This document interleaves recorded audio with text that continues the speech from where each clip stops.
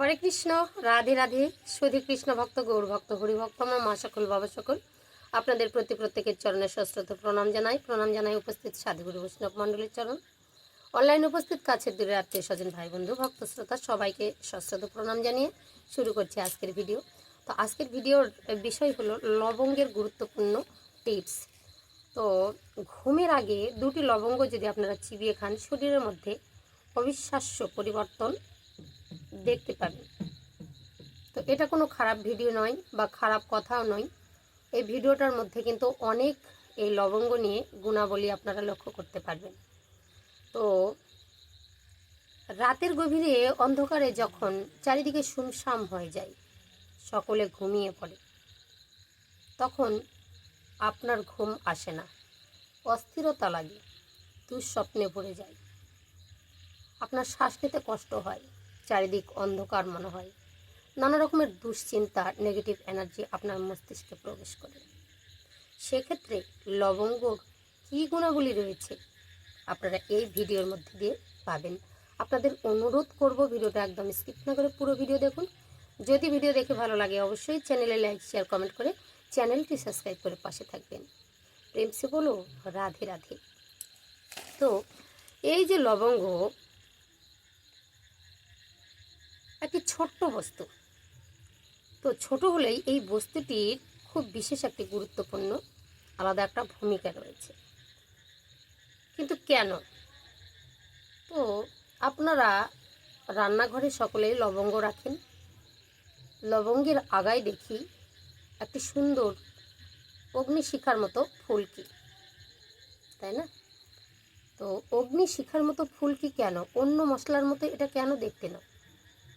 পৃথিবীতে অনেক রকমের গাছগাছরা কিন্তু রয়েছে, নানা রকমের বস্তু কিন্তু রয়েছে।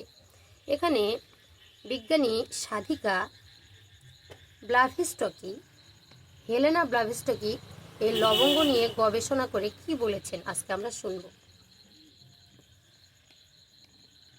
তো এই যে লবঙ্গ শুধু খাবারের স্বাদই বাড়িয়ে তোলে না, বাড়িয়ে তোলার জন্যও নয়, এর ম্যাজিক আমরা কিন্তু চোখে দেখতে পাই না। তো আপনারা দেখেছেন নানা রকম পানের সঙ্গে লবঙ্গ চিপোতে বলা হয়েছে, নানা রকম কাজের সঙ্গে লবঙ্গের কথা উল্লেখ আছে। যে কোনো একটা লবঙ্গ, সমস্ত কাজে যেন লবঙ্গের একটা গুরুত্বপূর্ণ একটা ভূমিকা রয়েছে। সাধকেরা এই লবঙ্গের কথা, তন্ত্র সাধনায় লবঙ্গের কথা, নানা রকম বাস্তু টিপসে লবঙ্গের কথা, বা হচ্ছে তোমার যে শরীরের মধ্যে যে অসুখ বিসুখ যা কিছু আছে ওষুধের ক্ষেত্রে লবঙ্গের কথা কেন এমন বলে। তো প্রাচীনকালের একজন এই যে খুব গুরুত্বপূর্ণ সাধিকা, যাকে বলা হয় হেলেনা ব্লাভস্টকি, তো তিনি লিখেছিলেন প্রকৃতির ছোট্ট বড় যে কোনো বস্তু বা যে কোনো বৃক্ষ হোক, তাদের মধ্যে গুপ্ত রহস্য কিন্তু লুকিয়ে রয়েছে। তো যে মানুষ এই রহস্যকে জাগাতে পারে বা জানতে পারে বা শিখে নিতে পারে, তারা ভিতরের দরজাগুলো খুলে দিতে পারে, তাদের জ্ঞানচক্ষু কিন্তু খুলে যায়। তো গাছগাছরা আমাদের সঙ্গে কোনোদিনই বেইমানি করে না। বেইমানি করে কারা? মানুষ বেইমানি করে। তো নানা রকমের গাছগাছরা আমাদের শরীরের মধ্যে নানান ক্রিয়া করে থাকে, সেগুলো আমাদের জানা নেই। তো উনি বলতেন লবঙ্গ শুধু একটি মশলাই নয়, এটি একটি ছোট্ট আগুনের ফুলকি, যার গন্ধ স্বাদ জ্বলন্ত আগুনেরই মতো।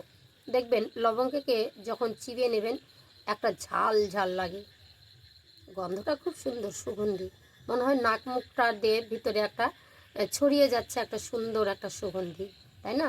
যা আমাদের ভিতরের আগুনকে জ্বালিয়ে দিতে পারে। প্রাচীন এই যে মনি ঋষিগণ মশলা হিসাবে এই লবঙ্গকে কিন্তু শুধু ব্যবহারই করতেন না, তো এক বিশেষ ঔষধি মনে করতেন তারা। আর তাদের এই লবঙ্গ চিবিয়ে তাদের শরীরের মধ্যে যে অগ্নিশিখা, তার তেজময় শরীর কিন্তু তৈরি হতো। তো তেজ তাদের থাকতো শরীরে।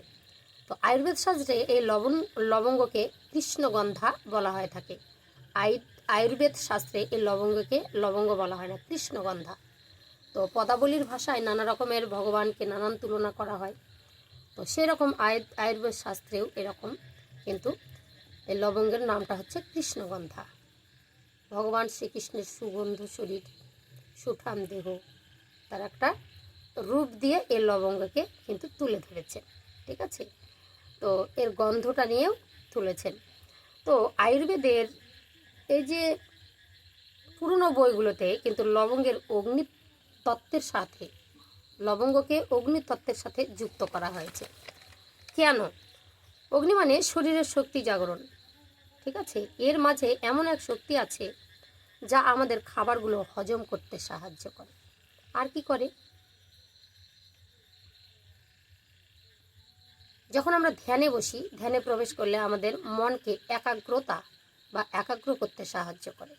লবঙ্গ যদি পুড়িয়ে দিতে পারেন, একটু প্রদীপের মধ্যে কয়েকটা লবঙ্গ নিয়ে ধ্যানে বসবার আগে ঘরটাতে যেখানে বসেছেন আপনি শান্তিপ্রিয় আরও করতে চান, তো সেক্ষেত্রে যদি লবঙ্গ জ্বালিয়ে সেখানে বসতে পারেন তাহলে ধ্যানে কিন্তু একাগ্রতা বাড়ে। তো এই যে চীনের পুরনো পদ্ধতিতে লবঙ্গের কথা কিন্তু পাওয়া যায়, নানা রকমের পুরানো পদ্ধতিতে। যখন কেউ রাজার দরবারে আসতেন, তারা কি করতেন? লবঙ্গ চিবিয়ে নিতেন, শুধু মুখশুদ্ধি বা গন্ধর জন্য নয়। এই লবঙ্গ চিবলে রাজার কাছে বেফাঁস কোনো খারাপ কথা বেরোতো না। লবঙ্গের যে গুণাবলী মস্তিষ্ককে এমনভাবে কন্ট্রোল করত যে সুবাক্য বেরিয়ে আসতো। রাজা তাতে খুশি হতেন। আপনারা তো সবাই জানেন রাজার কত রাগ। রাজার ক্রোধকে নিয়ন্ত্রণ করে আর মানুষের মনকে তীক্ষ্ণ বুদ্ধি দিতে সাহায্য করে এই লবঙ্গ, ঠিক আছে? তো এটাই শুধু মুখ শুদ্ধি হিসাবে নয়, এটার গুণাবলী কিন্তু খুব বেশি। তো কি বলছে, কিছু কিছু ব্যক্তিরা লবঙ্গের একটি ছোট্ট থলি গলায় ঝুলিয়ে বেড়াতেন। আগে লবঙ্গকে গলায় একটু ঝুলিয়ে নিয়ে বেড়াতেন। কেন? যেন খারাপ আত্মাগুলো তাকে বশীভূত না করতে পারে, কোনো দুশ্মন যে দুষ্টু ব্যক্তি তাদের ক্ষতি না করতে পারে। তারা ভাবতেন এই লবঙ্গের ক্রিয়া যেমন গন্ধ, যেমন তার তেজ, আমার শরীরটাকেও তেজময় করে তুলবে, আমার শরীরটা বাধা থাকবে। ওটা লবঙ্গের একটা তাবিজ তৈরি করে নিয়ে কিন্তু ঘুরতেন, ঠিক আছে, তাদের হাত থেকে রক্ষা পাওয়ার জন্য।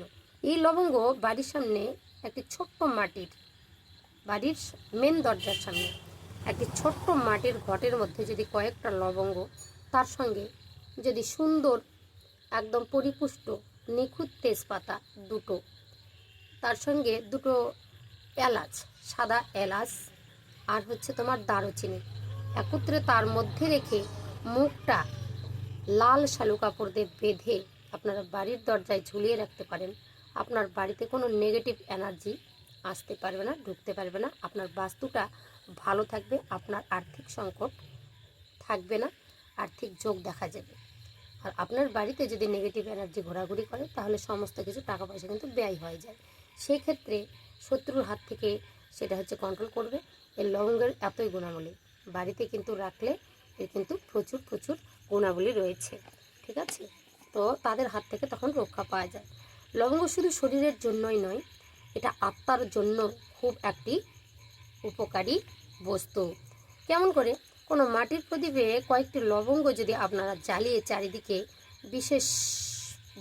যদি আপনারা ঘরের মধ্যে রাখতে পারেন, চারিদিকে একটা বিশেষ পরিবেশের সৃষ্টি করে, যে গন্ধটা যতদূর পর্যন্ত যায় ততদূর পর্যন্ত নেগেটিভ এনার্জিগুলো নষ্ট হয়ে যায়। নেতিবাচক শক্তি সরে গিয়ে ইতিবাচক শক্তি কিন্তু আগমন ঘটে, ঠিক আছে? চারপাশে একটা সুরক্ষার কবচ তৈরি করে, আস্তরণ তৈরি করে। এতে সাধকের কোনো নেগেটিভ বস্তু অ্যাটাক করতে পারে না। ক্রিয়াযোগ তন্ত্রমন্ত্রের সফলতা আসে, চিন্তাও গভীর করে তোলে। লবঙ্গের গন্ধ আমাদের মনকে সজাগ ও সতর্ক করতে সাহায্য করে। বুঝতে পারছেন লবঙ্গের কত গুণাবলী, আমরা যেটা জানি না। তা আমরা শুধু বলি যে এটার সঙ্গে খাও ওটার সঙ্গে খাও, আমরা খেয়ে নেই, কিন্তু কেন খাবো, কি হবে সেটা তো ভাবতেই হবে, তাই না? তো কেন লবঙ্গ বাস্তু ও তন্ত্র সাধনার নানান কাজে লাগে, ঔষধিতে কেন নানান কাজে লাগে? তো সাধকেরা মনে করেন যে মন্ত্রশক্তি প্রয়োগের আগে বা বাস্তু ভিটে যখন বাধা চাঁদার কাজ হয়, তন্ত্রক্রিয়া সাধন ক্রিয়া যখন বসা হয়, সাধকরা ভাবেন সেখানে যদি লবঙ্গ পুড়িয়ে তার গন্ধটা নেওয়া যায়, সেখানে সেই জায়গাটা সুরক্ষার কবচ তৈরি করে, সেখানে কোনো নেগেটিভ এনার্জি ঘুরতে পারে না, আর বাস্তুটাকে সক্রিয় করে তোলে। আর শরীরের মধ্যে যেই শ্বাসগুলো গন্ধগুলো ভিতরে প্রবেশ করে, নানা রকমের শরীরের যত নার্ভগুলো অ্যাক্টিভ করে তোলে, আপনার চিন্তা ভাবনাকে গভীর থেকে গভীরতরে পৌঁছে দিতে পারে এই লবঙ্গ, ঠিক? তো বাড়ির নেগেটিভ এনার্জি তো দূর করে যদি আপনি প্রতি রাতে 2টি লবঙ্গ চিবিয়ে আপনি ঘুমাতে পারেন। তো শুধু গলা নয়, এটা একদম আহ, নাসিকার যে ছিদ্র সেখান থেকে শুরু করে নাভি পর্যন্ত যতগুলো নার্ভ আছে সমস্তগুলোকে অ্যাক্টিভ করে তোলে। আর তাদের মধ্যে একটা আর্থিং সৃষ্টি করে, একটা কম্পনের সৃষ্টি করে, একটা কম্পনের ঢেউ, হালকা ঢেউ চারিদিকে ছড়িয়ে পড়ে এই লবঙ্গ চিবানোর পরে। তো এটার ঝাল বলে আমরা চিবোই না, কিন্তু একদিন চিবিয়ে দেখবেন আপনার শরীরে কতটা এনার্জি দেয়। এই কম্পনগুলি আপনার প্রাণ শক্তিকে বাড়িয়ে তোলে, আপনার সারা শরীরটাকে অ্যাক্টিভ করে তোলে। আপনার ঘুম ভালো হবে, আপনার দুশ্চিন্তা দূরে যাবে, আপনার টেনশন দূরে যাবে, আপনার যে নেগেটিভ এনার্জিগুলো মাথায় ঘুমোলেই নানা রকম স্বপ্নদোষ হয় সেই স্বপ্নদোষগুলো দূরে চলে যায়। শরীরটাকে অগ্নির তেজে পরিপূর্ণ করে দেয় এই লবঙ্গ। তো এটা শুধু কল্পনা নয়, বা এটা একটা শুধু গল্প কথা নয়। লবঙ্গ চিবলে আপনার সর্দি, কাশি, কফ জমানো, গলার শ্বাসনালীতে যদি শ্বাস নিতে কষ্ট হয়, নানা রকমের নোংরা সমস্ত কিছু আপনার কিন্তু বেরিয়ে যেতে শুরু করে। আপনার শরীরটা কিন্তু প্রচণ্ড একটা পজিটিভ এনার্জিতে ভরে দেয়। আপনার শরীরের মধ্যে যত সূক্ষ্ম যে নার্ভগুলো আছে সেগুলোকে অ্যাক্টিভ করে তোলে এই লবঙ্গর কিন্তু রস। যখনই চিবাবেন, একটা কামড় দিতে দিতে মুখ থেকে শুরু করে আপনি গিলছেন না ঢোকটা, তার আগে মুখ থেকে শুরু করে আপনার মাথা, নাক পর্যন্ত নার্ভগুলো যেগুলো আছে সজাগ হয়ে ওঠে। আপনারা একবার চিবিয়ে দেখবেন, বুঝতে পারবেন যে সারা শরীরে মনে হয় এর প্রভাবটা শীতলভাবে যাতায়াত করা শুরু করে দিয়েছে, আর আপনার শরীরকে অ্যাক্টিভ করে তুলবে। নানান কাজে আপনি নানান কাজ বা নানা রকমের রোগের হাত থেকে এই লবঙ্গের ক্রিয়াতে আপনারা বেঁচে যেতে পারেন। তো যাই হোক, আজকের ভিডিওটা এই পর্যন্ত।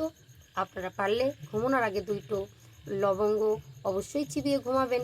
যাদের এরকম নানা রকমের নেগেটিভ এনার্জিগুলো শরীরের মধ্যে প্রবেশ করেছে, ঘুমটুম হয় না, ট্রেস আছে, সারা শরীরে ব্যথা, শ্বাসকষ্ট, অ্যালার্জি, তাহলে অবশ্যই লবঙ্গটাকে কাজে লাগিয়ে নিতে পারবেন। আর বাস্তুতন্ত্রের মধ্যে যে খুঁটির মধ্যে বা ছোট্ট ঘটের মধ্যে যে লবঙ্গের কথা বলা হলো, সেটা যদি করতে পারেন, বাড়ি বাঁধানো আর লাগবে না।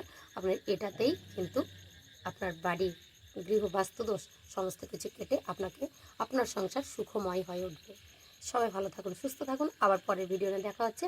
ভিডিও ভালো লাগলে অবশ্যই সাবস্ক্রাইব করে পাশে থাকবেন।